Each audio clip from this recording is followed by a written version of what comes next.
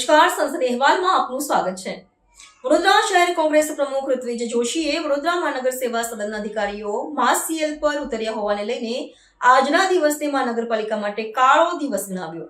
વડોદરા મહાનગર સેવા સદન માટે આજે કાળો દિવસ સમાન છે, કારણ કે પ્રજાના વેરાના રૂપિયાથી જે લોકોને અધિકારીઓને પગાર મળે છે એવા અધિકારીઓ માસ સીએલ પર ઉતરી ગયા છે।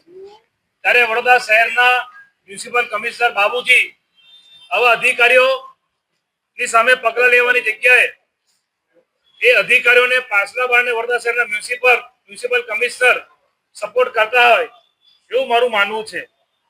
અને જો વડોદરાના મ્યુનિસિપલ કમિશનર આ કેટલાક એમના જે માનિત અધિકારીઓ જે માસ સીએલ પર ઉતર્યા છે એમને વડોદરા શહેરના મ્યુનિસિપલ કમિશનરનું પીઠબળ ના હોય તો ગુજરાત એસેન્શિયલ સર્વિસ એક્ટ મુજબ જે જાહેર સેવામાં ફરજ બજાવતા સરકાર અધિકારીઓ અને કર્મચારીઓ હોય એ હડતાલ કે સામૂહિક રજા પર ઉતરી શકે નહીં।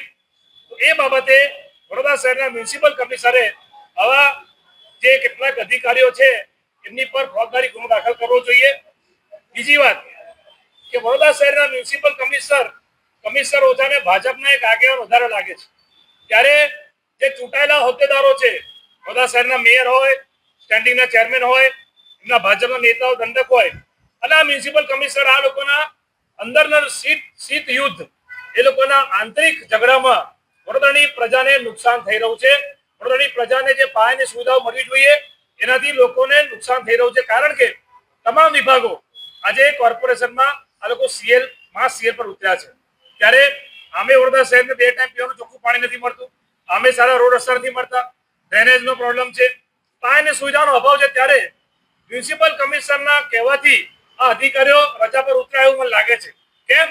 કારણ કે કોંગ્રેસ પાર્ટીએ વડોદરા શહેરના મ્યુનિસિપલ કમિશનર પાસે અમે હિસાબ માંગ્યો કે બિફોર નવરાત્રી તમે જે કરી 4 કલાકના ગરબાના 53 લાખ રૂપિયા કોના બાપની દિવાળી, જે તમે દિવાળીના સમયે જે લાઇટોનું ડેકોરેશન કરેલું 1.5 કરોડથી વધારાનો ખર્ચો, જે 1.5 કલાકના વરસાદે બધો મેકઅપ ઉતારી દીધો એ કોના બાપની દિવાળી, અને જે તમે મ્યુઝિકલ નાઇટ કોન્સર્ટ કર્યો જેમાં તમે ઠુમકા માર્યા, તમે તમારા કેટલાક માની અધિકારીઓ ભાજપના કોર્પોરેટરોએ શરમ આવી જોઈએ આ બધાએ।